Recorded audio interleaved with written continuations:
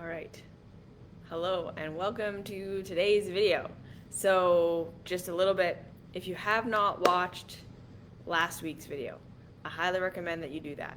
So, you can definitely stay here if you're on the live right now and watch this. That's totally fine if you haven't seen the other video. But I highly recommend that before you implement anything in this video, that you go back and watch last week's video for a kind of foundational grounding in what we're going to be talking about today and how to really apply what we're talking about today. All right, so I titled this video, Why Embracing Your Worst Habits is the Key to Connecting with Reality. And that is something that I believe and that I have observed to be completely the truth. That as we embrace who and what we are, as we embrace who and what all these parts of ourselves that we have been trained to reject, that we have hated in ourselves, that we have such a problem with, that we're all trying to fix, that we all think are broken, that all these parts of ourselves that are actually in trauma, as we bring these parts of ourselves into the light of love, if we want to say it that way, if we want to say it hippie way, we are actually opening ourselves to, like I say, come out of the trauma response, come out of our trauma way of living, which is that fear-based fight or flight, narrowed focus, can't see really anything greater than just what's in front of us, and being stuck in this survivalist mentality that disconnects us from our humanity, it disconnects us from each other, it disconnects us from all of the magical things that we think of when we think of like a spiritual person. It is these parts of self that are the parts of self that are disconnected from reality right now, that are living in an illusion, that are living in a timeline that doesn't exist anymore, that are living in a space of childhood that doesn't exist anymore. And so what I'm going to be talking about today is essentially what I talk about all the time. Hi, Mike. That it is in embracing all the parts of ourselves that we think are wrong with us, all of the parts of ourselves we've been trained by the self-help and the spirituality worlds to reject, that these are the parts that we're supposed to be fixing, these are the parts that we're supposed to be changing, these are the parts that are keeping us from having the lives that we want. These are the parts that are broken, that are preventing our happiness, that are preventing our freedom, and it is these parts that we either need to fix or get rid of that will then lead to our happiness. Or it's these parts that are telling us what we need to know, like the over anxiety, the depression, the anger, or whatever. We're caught up in thinking that these parts of self that are moving from trauma and driving the bus of our life is a metaphor I got from a therapist in Vancouver called Yvette. She talked about that the idea that we have these child trauma parts of self that are driving our buses, that are telling us, this is what you need to do. You really do need to be afraid of this. You really do need to be this person. You really do need to achieve this. You really can't do this. You really cannot be in this position. You really can't lose that love. You can't lose that person. You can't go that way. You can't be like this. And these parts of self are not in connection with reality either. They are operating from trauma. They are operating from what happened to us in our childhoods when we got rejected. So let's, Yvette, shout out, yeah, exactly. So let's kind of back up for a second. And again, I really want to clarify, and I think I'm going to clarify this in every single one of my videos from now on, that the self-love path is not about fixing you. It's not about getting you to follow any kind of rules. Like, I especially, even in the mystery school, I see this a lot, and I want to like remind people that your spirituality, your self-help, your self-soothing, whatever your self-improvement, whatever path you're on, teachers, guides, tools, whatever it is, these things should all be serving you.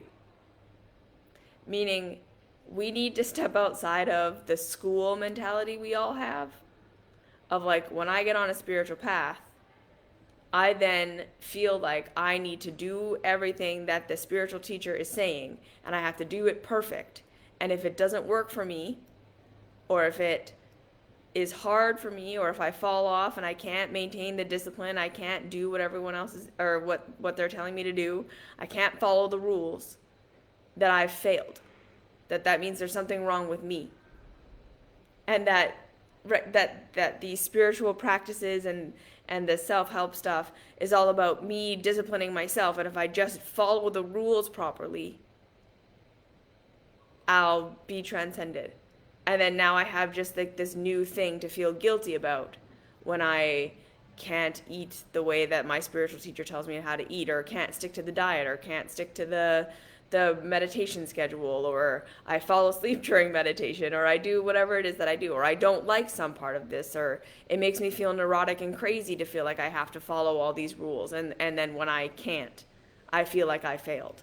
No, right? We need to start to, again, first and foremost, embrace our adult perspective, which says these spiritual practices, my self-help, my self-improvement, my whatever it is that I'm doing, is there for me, to support me in my journey, whatever that's going to look like.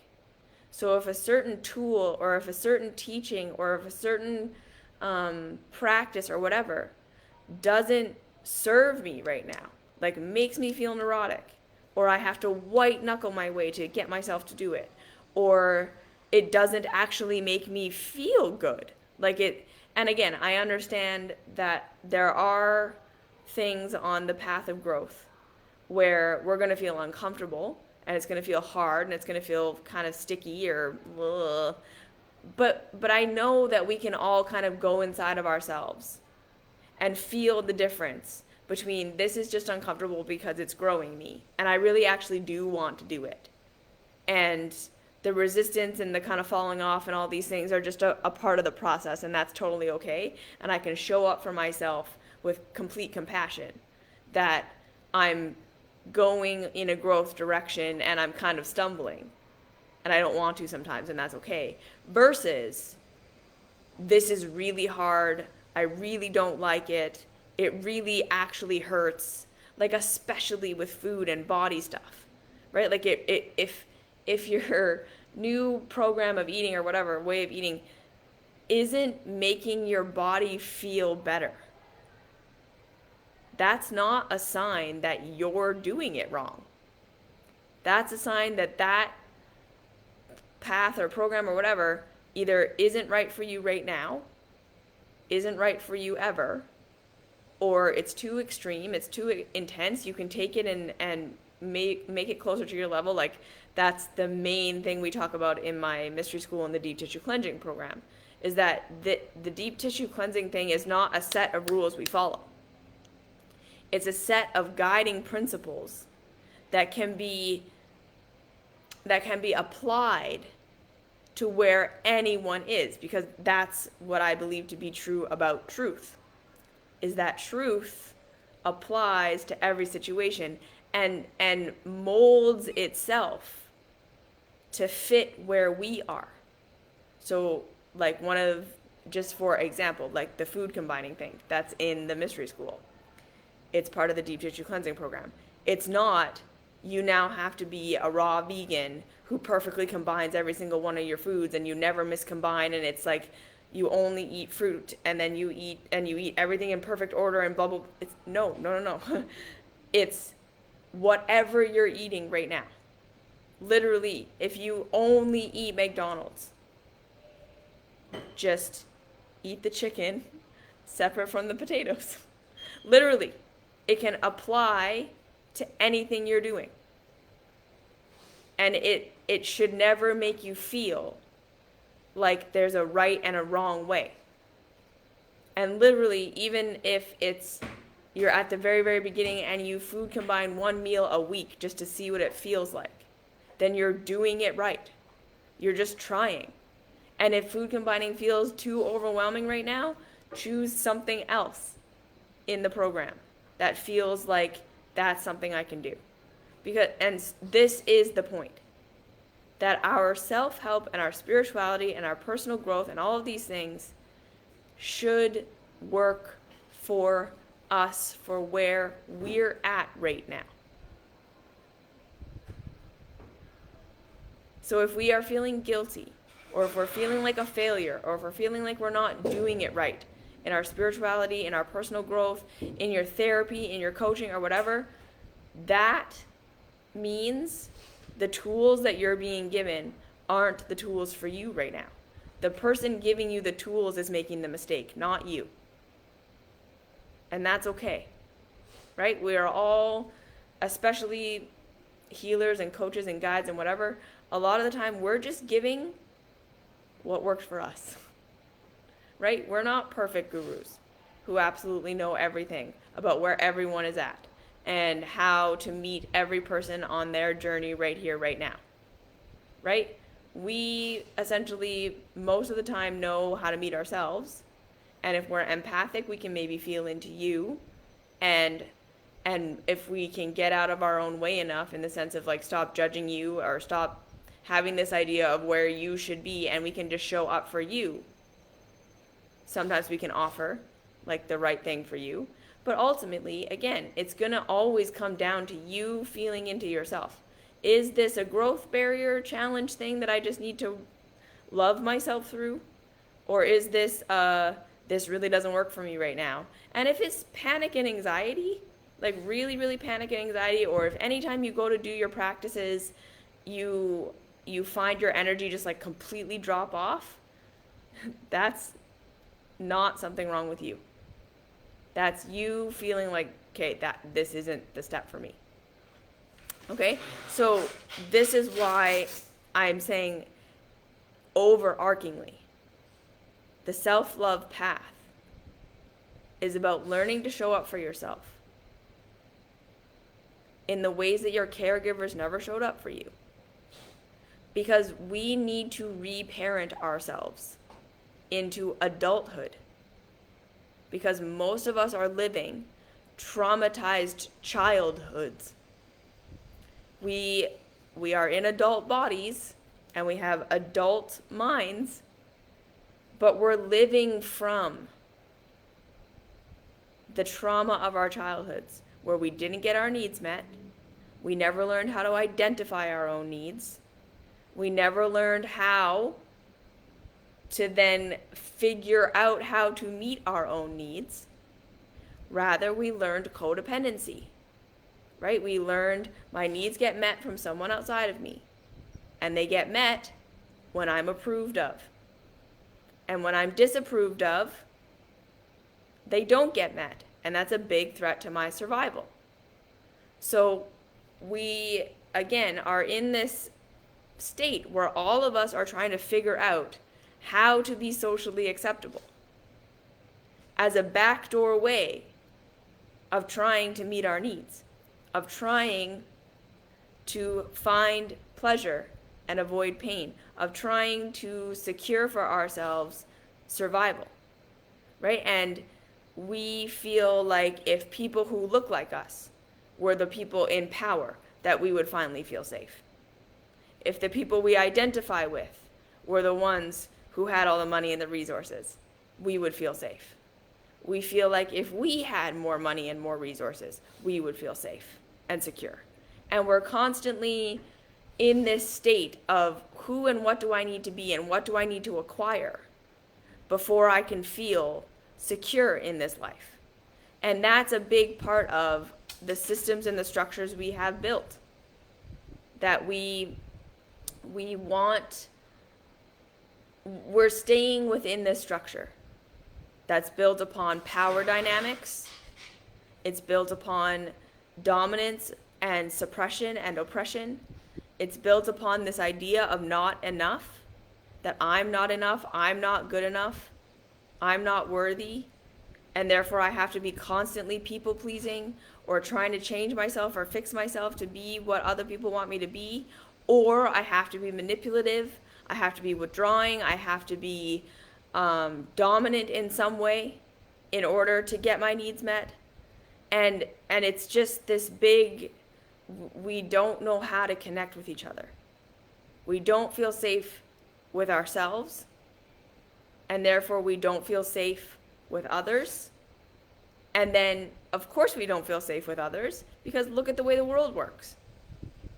People are absolutely barbaric and antagonistic and violent and harmful to others. So we live in this constant trauma state because we don't feel like we know how to meet our own needs. We don't feel like we were never trained. Like, again, right? All of us, when we get sick, we think, what practitioner am I going to go to? We go to the internet. We look outside for the answer. We don't automatically think, maybe I can connect with my body and have my body tell me what's going on and what to do. Right? I don't think very many of us ever do that. Like, we even may say, oh, I'm feeling this symptom, so I'm going to do this natural remedy that I've always done. We go back to our habits. But how many of us actually stop and say, okay, this symptom, I'm just going to approach it like it's never happened before and see what I can learn from it?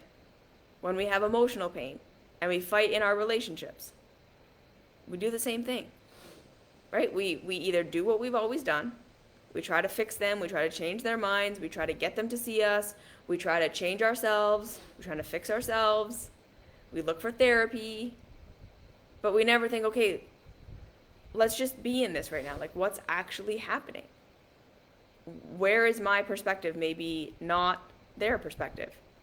Where can I learn something new here so that we don't have to have this fight over and over again? Right? None of us stop and think, what's happening right now, that's a conflict for me, that's pain for me, is showing me something I need to learn. I'm not getting a need met. Something is out of alignment. I don't understand it. Because if I did, I would be able to very succinctly point out why what is happening, and very succinctly be able to change it. So a lot of us think we can succinctly point out why what is happening. We all feel very confident in our perception of reality. Most of us, anyways, right? We feel like, no, I'm right about this. We're fighting because of this. My body is doing this because of this. And the answer is this, because it worked for a period of time last time. No. If it were really the answer, we wouldn't be back where we are right now. Right? So the point that I'm trying to get across here is that what is going to make us feel secure is two things. Number one, knowing that love is always available, which is why the self-love path is about learning how to show up for yourself with compassion and curiosity all the time. And no matter what you're in any state of pain, in any state of confusion, in any emotional state, in any way that you've behaved, in any addiction, self-sabotage, whatever you're doing, any behavior, showing up for yourself with radical self-love, which is, I'm not going to blame myself for how I am right now. I'm not trying to fix myself. Okay, because here's the thing that I witness so much, even in the inner child work, the personal growth work, what I see other people's self-love, we're still operating from I'm going to do this practice in the hopes that it changes me. I'm going to do my self-love hoping that I will become a different person if I love myself enough. I'm going to do my spiritual practices with the intent purpose of changing and fixing what I am right now. Because I don't like it. Because we all fundamentally believe that it's who and what we are right now, how we are reacting and responding to life, that's making us unhappy. And that's the child perspective, right? Because in childhood, we had no control over our circumstances. We had no control over what was happening to us. We had no control over the circumstances of our lives. We only had control over our reaction and our behavior. And we hoped that changing our reaction, changing our behavior, right? So if crying got you rejected, you change your behavior, and then maybe you get loved when you fall down instead of rejected. But what you really needed when you fell down was, yes, comfort, and then to be educated on why that happened. Because the thing that traumatized you was the falling down. And then getting rejected for your reaction to what happened to you was trauma on top of trauma on top of trauma. And that took you 3 layers away from reality. Because like I said, when you fell down, reality was, it hurts when I fall down. What happened? That was the trauma. That was the thing that scared you. You were toddling along and then you fell and it hurt and like, oh my God, I have no idea why that happened. So a good loving parent would comfort you, settle your nervous system. You're not alone. You're okay. It goes in this order. Love first.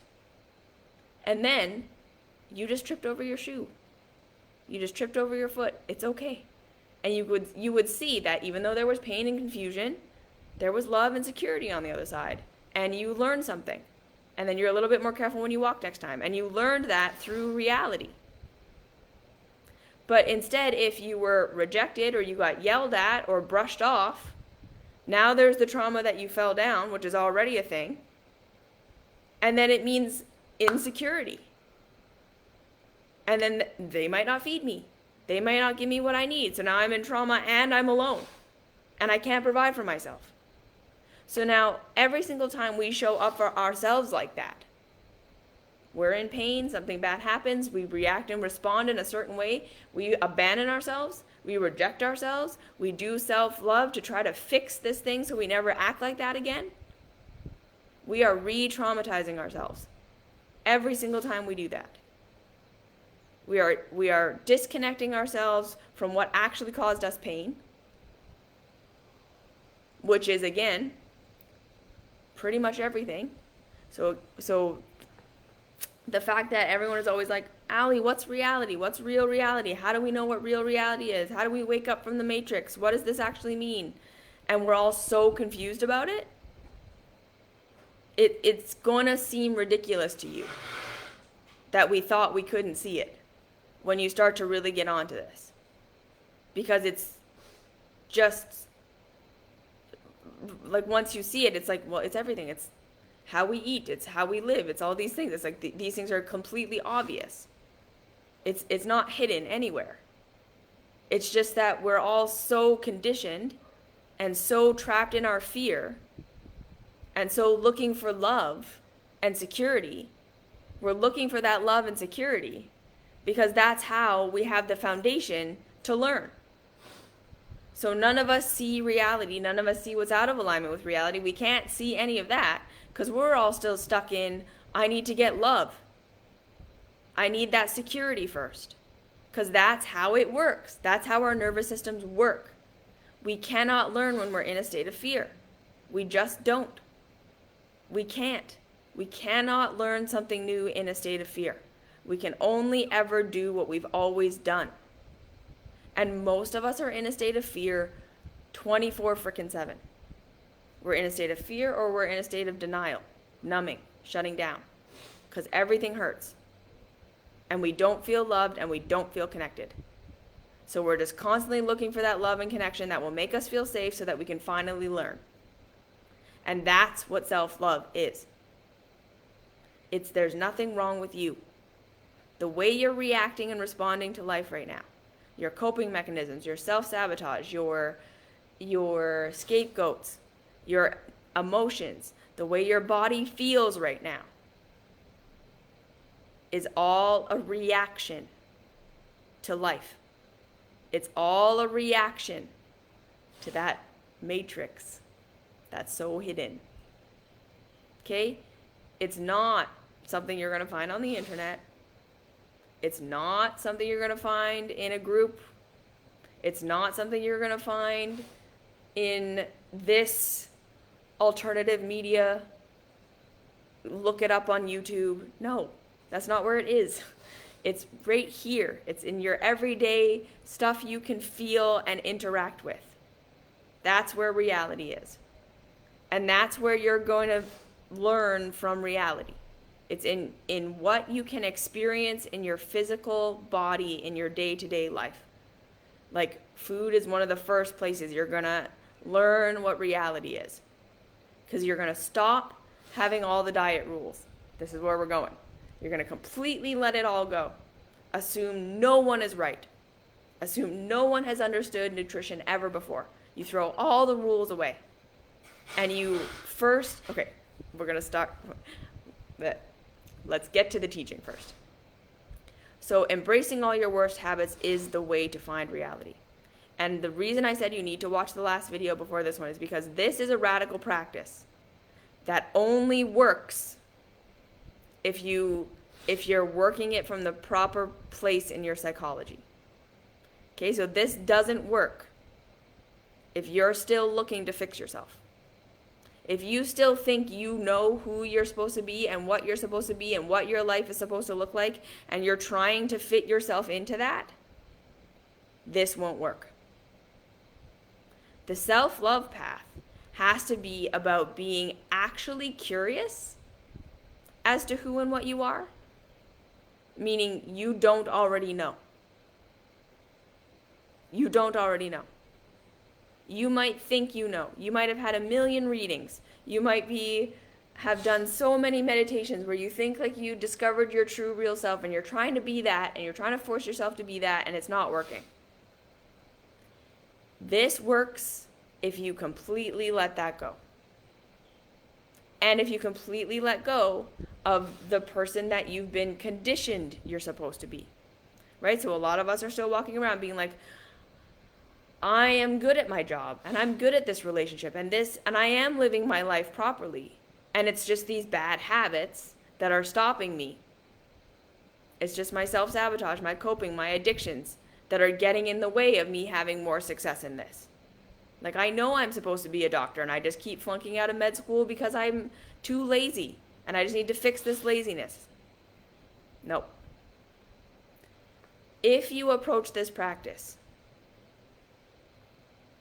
from the place of saying, I don't actually know who I am. Because if I did, I would not be struggling like this.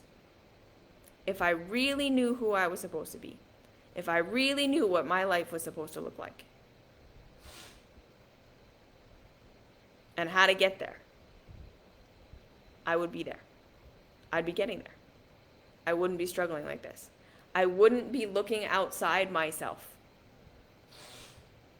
for approval for being this way. I wouldn't be looking outside myself for the path of how to get there. I wouldn't be looking to spiritual teachers and guides for how to become this. Spiritual teachers and guides are good for one thing, and that is tools to help you reconnect with yourself. Tools to help you reconnect with reality. A spiritual teacher and a spiritual guide should never be giving you answers. That is not our job. We can't do that because we don't learn intellectually. A spiritual teacher and a spiritual guide is here to give you theory, to expand your mind, to consider new things, so that you try new things and do new things where you actually learn, and to give you tools to connect with yourself and to connect with your own wisdom, reality, feeling, to help you feel and process what you feel. Because that's how we learn, from real reality, feeling in our bodies. So a spiritual teacher, spiritual guide helps you be embodied, helps you move your trauma, somatic healers, helps you have different connections to yourself. That's fine. Right? You get astrology reading or an energy reading or whatever. That's all great if it helps you reconnect with parts of yourself that you are then going to love and nurture and foster. That's what that's for.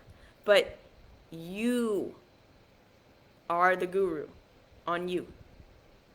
You can only learn from reality directly. No teacher can teach you that. So our gurus and our spiritual teachers and our guides are there to help us and serve us, not the other way around. We're not there to do what they tell us perfectly. We're not there to live up to expectation. We're not there that if the tool they give us doesn't work, we feel like we failed. No. Then you need to go to your guide and teacher and say, that tool didn't work for me. I need a different one. And if they can't do that for you, drop them. Because it's for you. This work should be helping you connect with you. So that's the thing. So we drop these ideas of what we think we're supposed to be. We dropped the ideas of why we think we're doing what we're doing. Right? All of us think, I know why I overeat. I know why I drink. I know why I sabotage myself. I know why I feel anxiety. I know why I feel depression. I know. And I just can't do whatever to make it better. No, you don't. We have to be humble. I don't know why I do this. I don't know what need this is meeting in me. I don't know what parts of me this is helping me avoid. I don't know what parts of me this is helping me be. There's going to be so much information. And every one of these little things that you're trying to get rid of about yourself.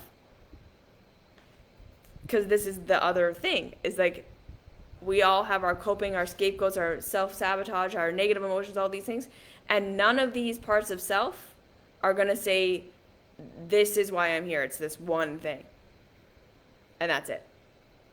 No, it's going to be like 4,000 things. You're going to learn so much. So much information. From just your anxiety. From just the coping mechanism. From just the addiction. That when we can come in, again, with curiosity, you're going to discover you're quite complex. You're not just this on and off switch. There's so much more to you and why you're behaving the way that you're behaving and what you need and what is going to work for you and what isn't working for you. And like I say, real reality is very complex. There's a lot to it. And the more aware we become, the more complex we're going to see that it is. So, no, you don't. You don't know why you're doing what you're doing. So this tool only works if you can come in with, I don't know why. I don't know who I'm supposed to be, and I don't know why I'm doing what I'm doing. We come in humble, and we're saying, I'm willing to learn something new about myself. I'm willing to not know. And that's a trauma for a lot of us. And I understand that. That's why, before you do anything in this video, watch the last video. Just learn to show up for yourself. When you don't know, when you're in pain and you want to go to that thing you always do, the guilt, the shame, that this is what I'm doing wrong and this is how I'm going to fix it, that knee-jerk reaction, we all have that same, we respond to ourselves the same way every single time. We practice the new response. I see you. I hear you. I feel you. I don't understand this. But it's okay. I'm here for you. I'm just going to be with you in the pain. We learn that. We do learn to sit with it for a bit instead of acting on it right away. That's how we show up different. We don't abandon ourselves. We don't rush to fix it, however our caregivers did it for us, or the opposite of what our caregivers did for us. When we were in pain, running away from us, or freaking out with us, we learn first safety. Safety is, I see what you're in. I see you're in pain. We don't know. That's okay. I'm not going to abandon you. I'm here with you. We'll figure it out together. And we work that step over and over and over again. Where we can be feeling it, and we're feeling a lot of things, and it's very painful, and we just want to get away from it. We're just taking 2, 3, 4, 5, 15 minutes. Okay, I see you. It's okay. I'm here with me. Right? We start to develop our adult perspective that comforts our inner child. And that's going to be a practice. We have to develop that skill. Because a lot of us just completely identify with the inner child when we're in pain. We completely identify with the inner child, or we completely identify with the abandoning or disciplinary parent. You shouldn't do, what did you do wrong? How is this your fault? What did you do? You should be different. Or, Leda, gross. I'm not going to be with you. I don't want to deal with this. Right?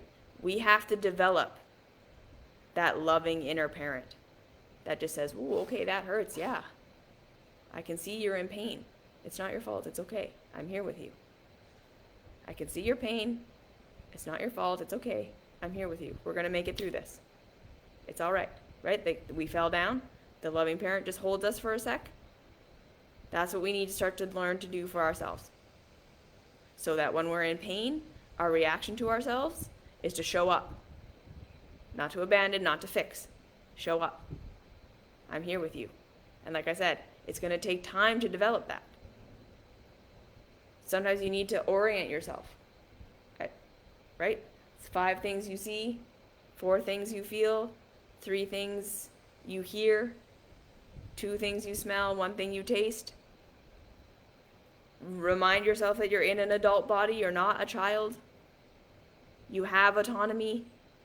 You have choice.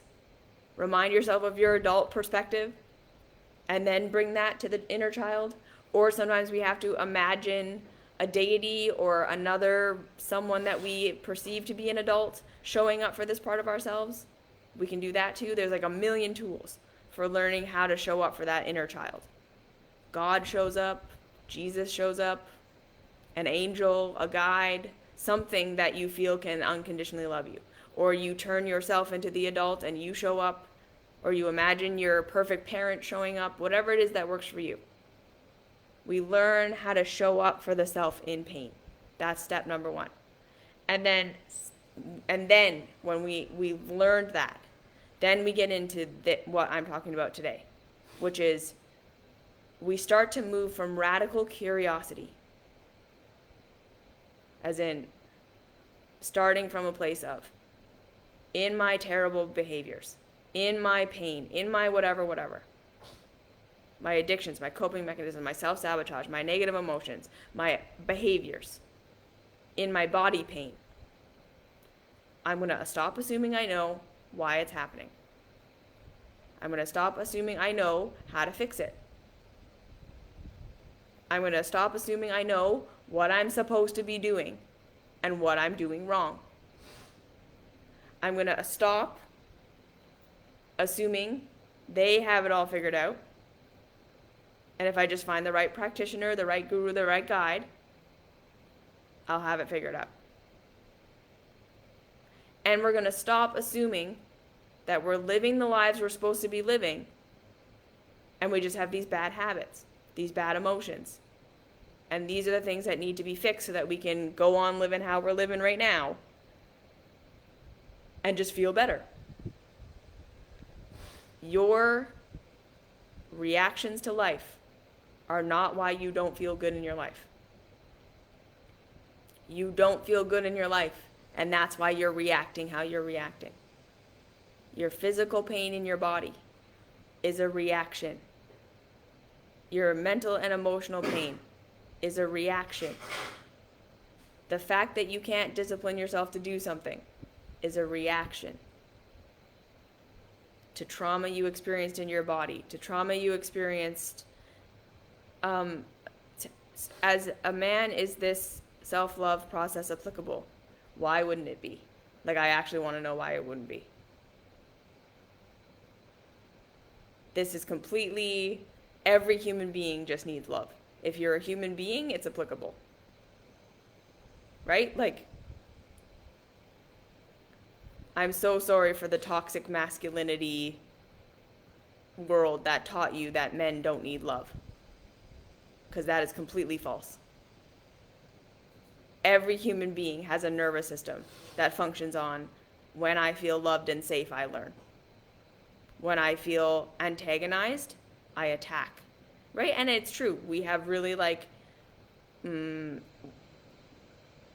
romanticized the fearful male approach to life, which is attack. Dive in, get hard, just do it. Brah, David Goggins. That is not the world we want to live in. That is not something to celebrate. And I mean, again, right? It worked well when we were in the jungle and we just needed a guy to stab the lion. But that's not our reality anymore. And that kind of masculinity isn't conducive to where we are and where we're going. So absolutely, you are 100% deserving of love and safety. And it's not anti-masculine to move from not a place of fight and flight. Right? Fight and flight is not what the masculine is. Fight and flight is what a human being who is scared is. So if you need to imagine a divine masculine character loving you, sure. But ultimately, it's all the same thing. Is you deserve to be loved and seen and witnessed in your pain and made to feel safe so you can learn what's actually happening and what needs to be done about it.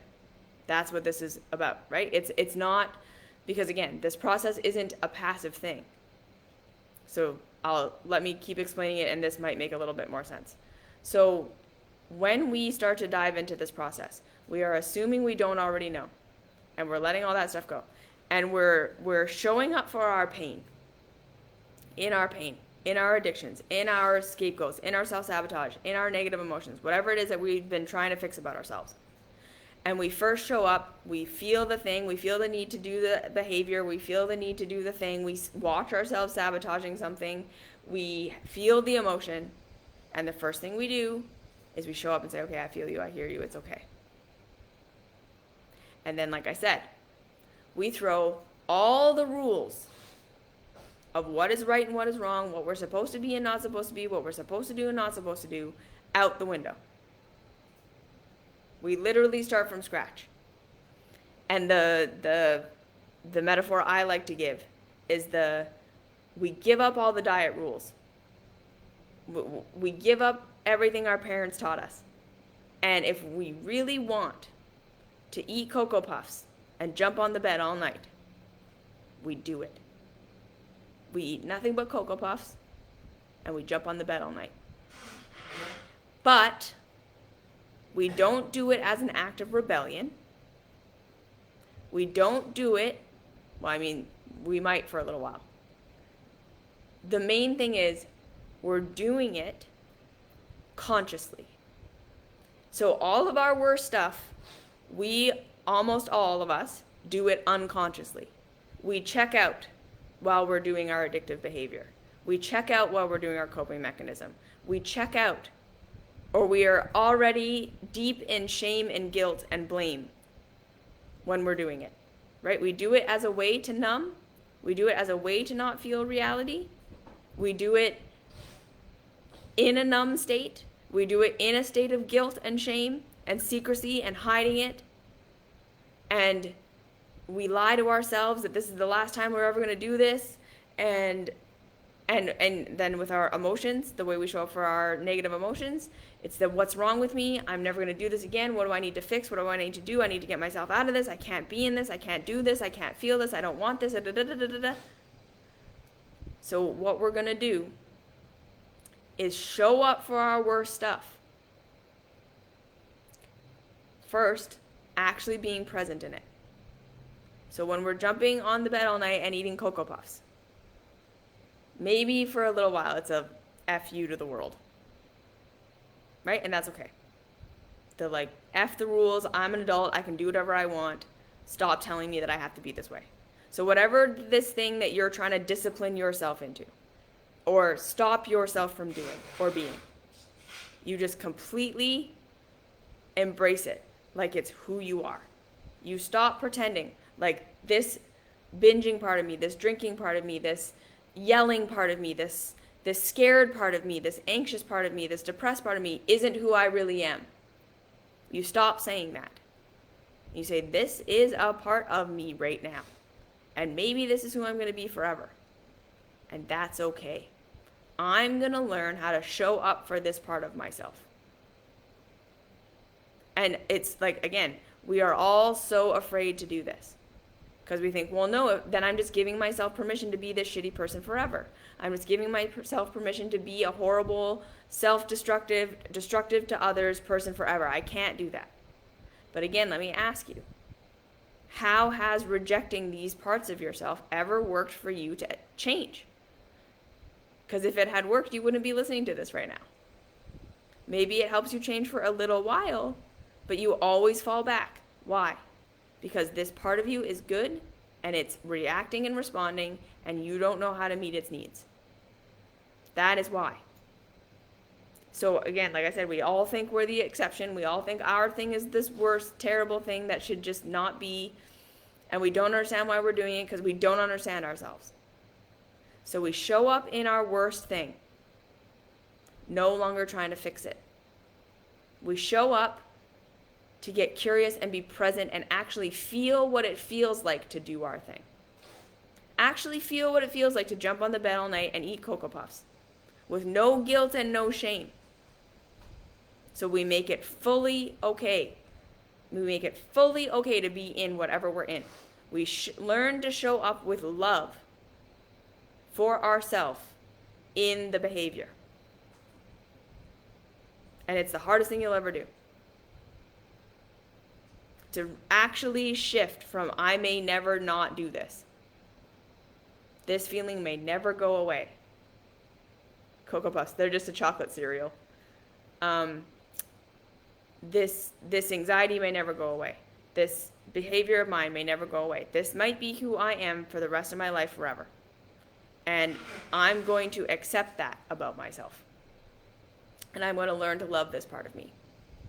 To show up with that loving parent, that loving God, the divine masculine, divine feminine, adult self, whatever it is, and just like literally tell myself, like, if it ends up that I'm just a horrible person for the rest of my life, okay. I'll love myself. If I end up being unhealthy for the rest of my life, okay. I'm going to love myself unhealthy. If I never accomplish the thing I'm supposed to accomplish, I'm going to love myself not accomplishing it. Because I've been working so hard to do it, to change it, to fix it, to get there, and it's not working. Right? This is for people who are ready to just try something new.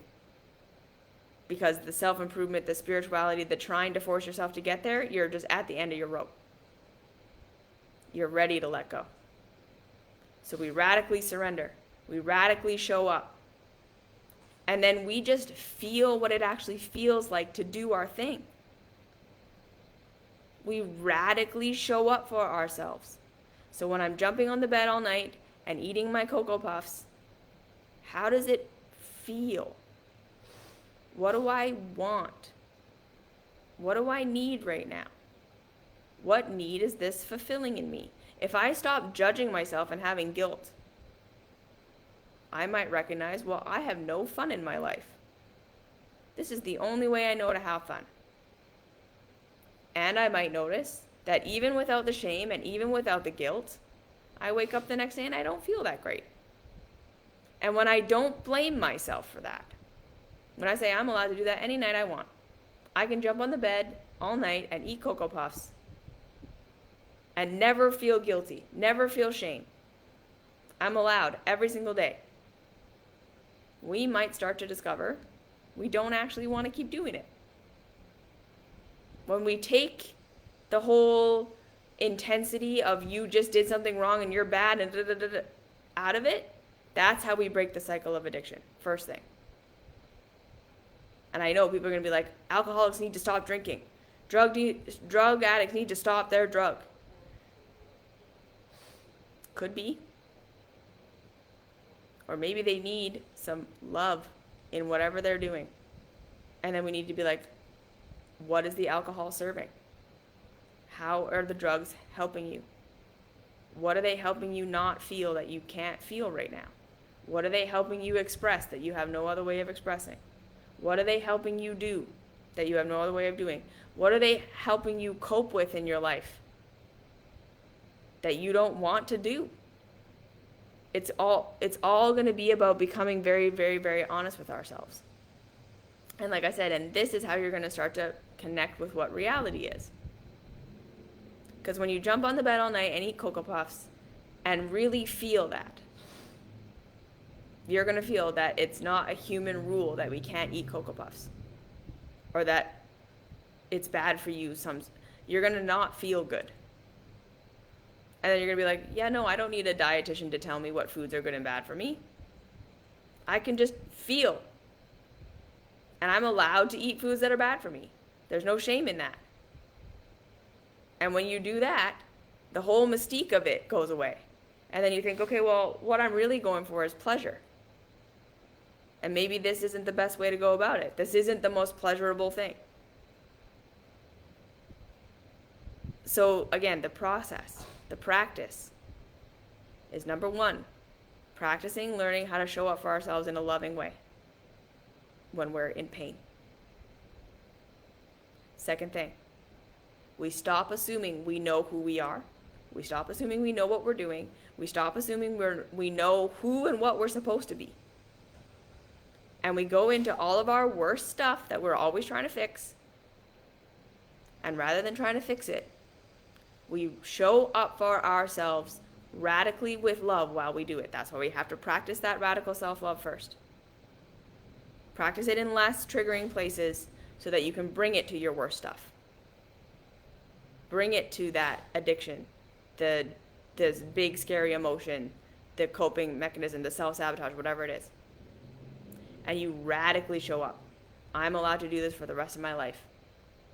My goal is to learn how to love myself safe while I do it. And then, when you start to be able to love yourself safe while you're doing your behavior or while you're in your emotion, then you can start to ask yourself your questions. What am I getting out of this? What need is this serving in me? How is this helping me be who I want to be or not be who I think I'm not supposed to be? How is this helping me cope with something I don't want to do? And we start to get honest with ourselves. And the only reason we can get that honest with ourselves is because we've built the safety within that you're going to be there when you admit to yourself reality. Because all of us are doing what we're doing and living the lives that we're living because we don't feel safe with ourselves. We're looking for that external approval because we feel like if we were to be our real selves, we would get rejected. And then we die because we don't know how to meet our own needs. We don't know how to be here for ourselves. So this self-love path is about learning how to show up for yourself. So you become your safe place. Again, that I'm here for you and we're going to figure this out. What do I need right now? This is a reaction. This is a response. What do I need right now? Not what's wrong with me, what's broken. How do I fix this? What do I need right now? That's the question that will set us free. And when we can show up with love in whatever we're doing, then we can make it safe enough for ourselves to say, well, I jump on the bed all night and eat Cocoa Puffs because I have no fun in my life. and I don't want to do the job that I'm doing. And I don't know how to have fun. And then we have to go on that whole learning process. But if you know that you can show up for yourself and then figure things out for you, you'll be more willing to admit to yourself, I don't want to do this job. And then maybe you'll quit, and then maybe you'll find another thing. And yes, people will reject you. And yes, you'll lose all these things you thought you'd die if you lost. But then you'll become an adult even more. As you lose this approval, you'll see you can provide for yourself. You can figure it out. That's exactly the process I went on. I completely stopped all the things that I was supposed to do. I let go of the person I was supposed to become. And I was abandoned. And I was rejected. And I did have to figure out a lot of things by myself. And the reason I was able to do that is because I could love myself safe whenever I was in a state of threat and didn't know what was going on. I figured it all out along the way. I didn't know. I showed up for myself in each moment. And that's why I say self-love is about each moment. When you can show up for yourself in every single moment, you can figure out what you need in that moment. And if you do that for all of your moments, you always know what you need. You might not know what you need 2 moments from now, but that doesn't matter, because you only need to know what you need now. So make yourself safe. Make yourself a safe place. We can figure this out. I'm here with you. I love you. It's all right. We're going to figure this out together. Start making it safe for you to be who and what you are right now. Stop assuming you already know who you are and what you're supposed to be and why you're doing what you're doing. Let go of all of that. Get curious about yourself. Bring that loving presence to everything you do. I wonder why I'm doing this. What's the need that's getting met? Assume innocence instead of assuming guilt. I'm doing this for a good reason. I'm traumatized. There's something that hurt me. I don't understand something. Be willing to show up in your worst stuff and actually feel it. Actually learn from it. Stop blaming, shaming, and guilting yourself. Love yourself safe. And then feel what it feels like. And then what is that information telling you? It doesn't feel good to go to this job. Why? Dig deep into it. What doesn't feel good? Where does it feel good? What are you doing it for? Why do you think you have to be this person? What would happen if you let it go? Could you be there for yourself? Could you figure something else out? That's the path. Okay? It's radical. But there's nothing wrong with you. Show up for yourself lovingly in your worst stuff. Be there for yourself. I am allowed to do this for the rest of my life. If I never change, it's okay. How does it feel? What needs am I getting met? What do I not want to do? What do I want to do? What do I want to be? What do I not want to be? You will start to understand that you know all these answers. You've just been hiding it from yourself because you thought you needed approval.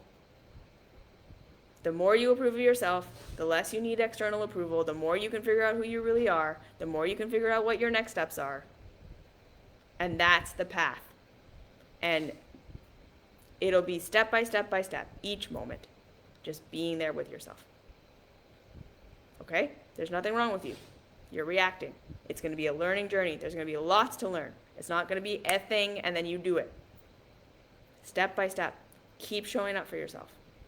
Keep getting curious about yourself instead of assuming you already know. Can you be there for yourself with radical curiosity? Can you assume innocence instead of guilt? Because if you can, you will discover reality. Okay? So that's today's lesson.